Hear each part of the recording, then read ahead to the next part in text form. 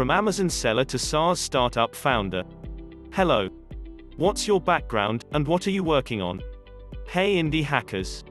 I'm Keith Brink and I'm currently running Z Labels, a product to take the frustration out of printing labels on thermal printers, primarily targeted at Amazon sellers. It's been a fun journey growing from a free Chrome extension to a full-blown SaaS product with all the trimmings. I've been an entrepreneur since I was a kid and so far I haven't grown out of it. I've tried a bunch of ideas but only ever seriously committed to 3. My first business was a virtual assistant sourcing company, my second was selling toys and games on Amazon, and my third and current business is Z Labels. Since Z Labels was launched in May 2017, it has grown to $6,500 MRR, 3,000 users, and 9 million printed labels, which I estimate to have saved our users over 7 years' worth of labor. What motivated you to get started with Z Labels? I was an Amazon seller myself and was spending up to an hour every day just getting labels to print properly. Super inefficient. Every Amazon FBA seller has to label each product and then label each box that gets shipped to Amazon. Once you start shipping products regularly, you go through a lot of labels, so buying a thermal printer to save money on ink and label paper make economic sense. However, the process of getting the labels into a format that the thermal printer understands was a hassle. I had to choose between a long manual process that took 20 to 30 minutes per shipment, or some ancient software that was expensive, slow, didn't work half the time, and had zero customer service. After I took a couple of months building out an automated solution, I realized that there were likely other sellers experiencing the same issue. So I put up a basic landing page with viral loops to see if there was any interest in purchasing my product. To be honest, it wasn't a wild success. I think I got 20 sign-ups in a month, which was way lower than I was hoping for. But I figured I should just release it, and if it only made a couple of $100 a month it would be better than nothing. What went into building the initial product? The first version of the product was a Chrome extension that grabbed the label data from Amazon's seller dashboard and sent it to a server that formatted the labels for the thermal printer and returned a PDF. I didn't have a way to charge money or a proper customer portal since I built it essentially for myself. That version took me about 2 months to complete. It was definitely a side project that I worked on in the evenings and spare time throughout the day. I think I spent a couple $100 on the project at the most just for the basics: domain name, Google Chrome developer account, a couple of DigitalOcean servers, and so on. I had a bit of experience with building out a technology project from scratch because I had built back-end systems to automate as much of my previous businesses as possible, so I was able to build on that experience to have a solid foundation for scaling the product. For example, instead of hard-coding label templates on the server, I created flexible tooling that made it easy to tweak settings or add new types of labels without duplicating a lot of work.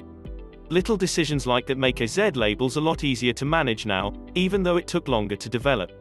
My current stack is DigitalOcean, CentOS, Nginx, MySQL, 7 Philippine pesos and 20 centavos, Laravel Forge to manage the servers, Laravel Spark for SaaS, Stripe for payments, Jigsaw from Titan as a static site builder for my front end, Tailwind CSS, and Vue.js. Something I've learned is that you need to find your leading metrics. What are the metrics that will predict an increase in revenue, customer happiness, whatever goal you have? How have you attracted users and grown Z Labels? After I put out the first version of Z Labels, I emailed a couple of people to ask them to start using it, just to work out all the bugs that I personally didn't encounter. I think it's important to release an MVP quickly, but it's also important to make sure your product is worth paying for. I've found that a happy medium is telling people how much you will charge them once you launch, and then waiting until the product is stable enough before charging them. After that, I launched to the 20 people on my sign-up list and asked them to pay $5 a month to print as many labels as they wanted. Half of them signed up, which I took to be a good sign, and it was nice to see $50 per month in the Stripe account. At the time, my goal was to reach $1,000 per month as a decent side income. After that, I started trying a bunch of different ways to attract users. A post on Reddit was pretty successful and brought in 10 to 20 new customers. It's important on Reddit to stick around and engage with anyone who comments because it will increase the activity and therefore the longevity of your post. Even if they are critical, it's actually helping your post stay at the top and be interesting for people. I've had other successes on Reddit since then by sharing new blog posts. I tried posting on the Amazon seller forums, which seems like a pretty obvious place to promote, but they don't allow any external links and are very vigilant about self-promotion. I mentioned AZ labels a few times there, but almost always was shut down. I added AZ labels to a few lists of Amazon seller tools. I commented on a few relevant blog posts about AZ labels. I'm doing an interview with indie hackers. Smiley face. I answered some questions on Quora related to printing thermal labels. I ran Google ads on competitor brands, which were terrible products that didn't work half the time and had zero customer support. I used headlines like, "Other printing company Inc. not working. Try AZ labels free and print in 1 click." Those had pretty low traffic but a good conversion rate when they did get clicked. I put a video explainer of how to print labels using AZ labels on YouTube. I get almost zero traffic from this video. I reached out to influencers in the Amazon seller space and asked if they would be interested in an affiliate program. This has been the most consistently successful channel for me. I would say a third of our sales are driven this way. In the early days I didn't track the sources of customers very accurately, so it's hard to say what worked and what didn't. What I do know is that now about 200 people a month search on Google specifically for AZ labels, so some of those mentions in various places must still be reaching people. Even though marketing is definitely not one of my strengths, I think experimenting with several tactics is important because you never know when something will hit.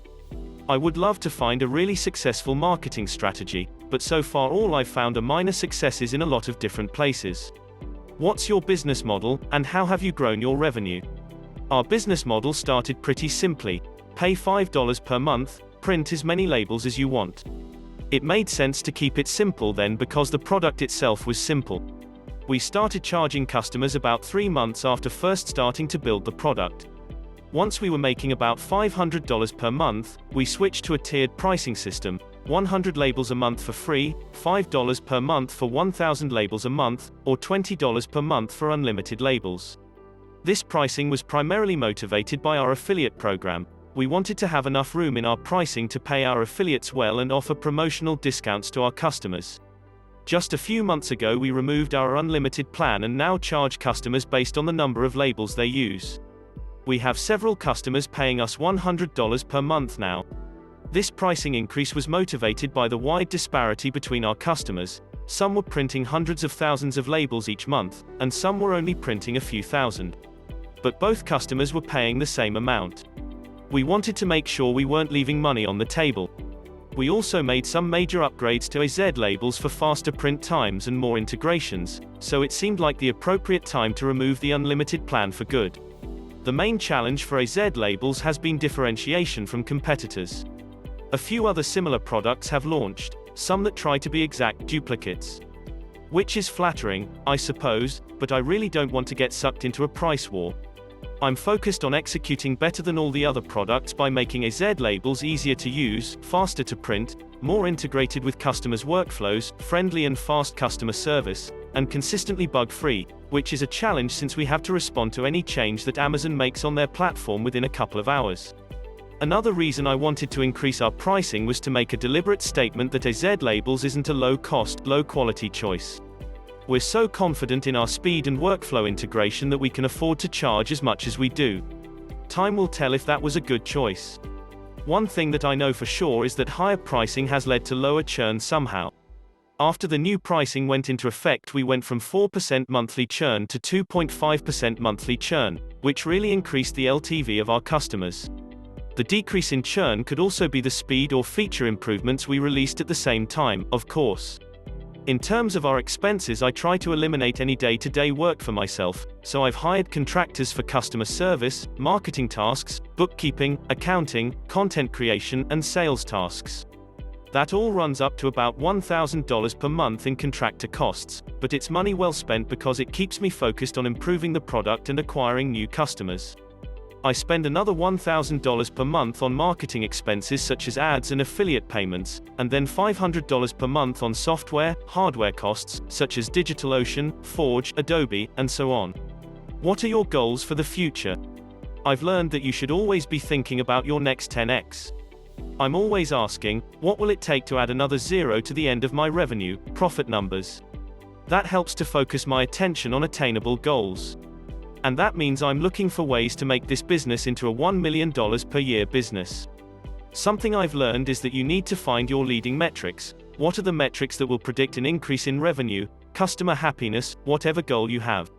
For example, I know it takes 30 to 40 days on average for 30% of my customers to become a paying customer after they register.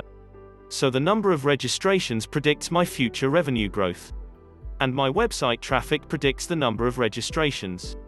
And the amount I spend on Google Ads and content marketing predicts my website traffic. So if I focus my attention on the leading metric, something I have more control over, then I can achieve my goals.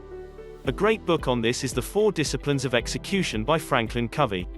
So if a leading metric for revenue is marketing spend, theoretically I could get to $1 million per year by spending $14,000 per month on marketing. The challenge of bootstrapping is that cash flow from revenue doesn't support that kind of spending right now. But an entrepreneur friend of mine, S.O. Nigel, has a great saying: if you have a problem, you can either solve it with money or with creativity. So I'm searching for other creative ways to move AZ labels forward a little bit at a time, doing interviews on indie hackers, emailing more potential influencers, reaching out to people on LinkedIn, and lots of little things. Even though the principle of staying focused and working proactively versus reactively is a good one, rules are made to be broken. What are the biggest challenges you've faced and obstacles you've overcome? If you had to start over, what would you do differently? One of the biggest challenges of starting a business where you're layering onto someone else's platform, in this case Amazon's platform, is that you're vulnerable to any changes that they make. If Amazon tweaks their shipping process, I need to immediately update AZ labels with that change. Recently Amazon rolled out a tweak to only a few customers, and the accounts I had access to were not included in the update. That meant I had a segment of customers that were unable to process their shipments, and I was unable to fix the problem for them. I have a fairly robust error logging that gave me a sense of what was happening, but not enough information to fix it. Until that point I've never offered live support as I try to stay in proactive versus reactive mode, but after a few days of trying to fix the issue flying blind, I asked some customers if they would mind doing a screen share with me. After that it took me 10 minutes to sort out the issue and push a fix. That was a good lesson for me. Even though the principle of staying focused and working proactively versus reactively is a good one, rules are made to be broken, and I wasted a lot of my time and my customers' time by being too rigid with my self-imposed rules. If I had to start over I wouldn't change too much. I got a little too fancy at the beginning with some overly optimized and complex code that I should have made simpler, since it makes testing and maintaining the code harder than it should be. I also would try to be more patient with growth. In the early days it took a long time to go from $0 to $1,000, but it seemed remarkably fast going from $1,000 to $5,000. Starting from scratch is the hardest part. Everything is more fun when you know you're working on something people actually want and will pay for. But until you're at that point, it's easy to scramble around looking for a silver bullet. I would rather have spent more time laying a solid foundation and doing more content marketing for long-term growth rather than pursuing hot opportunities that fizzled out quickly. Have you found anything particularly helpful or advantageous? I mentioned before how I contract out all the day-to-day work of the business, which I think is key to staying focused on what is really important. I've worked with some amazing people, like a friend of mine who launched a marketing company a few months after AZ labels started. I hired him for 10 hours a month for a year and a half, and he managed a 10x growth of the business from $500 per M to $5,000 per M. S.O. Andrew at Kasama. Nikki L., who is a real self-starter and LinkedIn wizard, is taking a load off by managing marketing and sales projects as well as our content marketing. Katrina M. has been incredible handling the bulk of our customer support work. She is so patient and kind and professional. I'm really thankful for them and wouldn't enjoy running this company without them. There are a few books that I've read over the years that have really shaped my thinking. Good to Great by Jim Collins, High Output Management by Andy Grove, The Hard Thing About Hard Things by Ben Horowitz. Not a book exactly, but when I read GitLab's Employee Handbook, I loved their approach and essentially duplicated their system for my team. Of course, it also helps that Amazon has more sellers than ever on their platform, over 2.5 million active sellers now. Because it keeps my pool of customers growing consistently. As long as Amazon continues to grow, there will be tons of room for companies that make their businesses more efficient. What's your advice for indie hackers who are just starting out? My first tip is that you have to be doing something, anything at all, if you want to find opportunities. My first company was all about helping people grow their Twitter accounts and then pivoted to a virtual assistant business. While I was doing that, I saw there was a big price difference between products on local classifieds and Amazon, so I started selling a few products on Amazon to make some side money. That grew into a $500,000 toys and games business, and because of that, I found the product opportunity for AZ labels. At this moment I have many more opportunities than I have time or resources to pursue, but that's only because I'm in a position where I can see them. As soon as something takes me longer than I would like or is annoying to deal with, I write it down as an opportunity. I love working all the little inefficiencies out of my life, and if I can help other people do the same thing, that's a worthwhile use of my time. Another tip is that whenever you feel like you've found a jackpot, you probably haven't. For example, I've developed relationships with some really successful influencers who featured me, and I was sure I was going to get hundreds of new customers. Launch time came, and not a single one converted. The key is to put in the hard work of lots of small successes that add up to one big success. Maybe one day I will hit one of those jackpot opportunities, but why wait for lightning to strike when there are so many ways to keep moving forward? Something else to consider is to pick a tech, marketing, software stack and sticking with it for a while. See the Boring Technology website. I used to jump around from one CRM to another, one code framework to another, one bookkeeping software to another, and I never really got proficient in any of them. Now, I have a set of tools that I always use for every project. Laravel, Spark, Help Scout, Notion, Slack, VS Code. The more I use them, the faster I am, and the new features from a new tool often don't outweigh the cost of switching, transferring data, and relearning a new tool. Where can we go to learn more? Thanks for making it all the way through. Feel free to check out AZ labels, or read our blog post on printing FBA labels. We're also on Twitter and Facebook. I'll be hanging out here if you have any questions, comments, disagreements, whatever you want to talk about. All the best with your projects. Keith Brink, founder of AZ Labels. Want to build your own business like AZ Labels? You should join the Indie Hackers community. We're a few thousand founders helping each other build profitable businesses and side projects. Come share what you're working on and get feedback from your peers. Not ready to get started on your product yet? No problem. The community is a great place to meet people, learn, and get your feet wet. Feel free to just browse. Cortland Allen, Indie Hackers founder. Disclaimer: I wanted to record Indie Hacker interviews so that I would be able to listen to them as I drive or work out. I do not own this content, so please support the Indie Hacker community by reading the original interview via the link in the description. And if you're interested in joining an incredible community of entrepreneurs working to build online businesses, I can't recommend checking out indiehackers.com enough.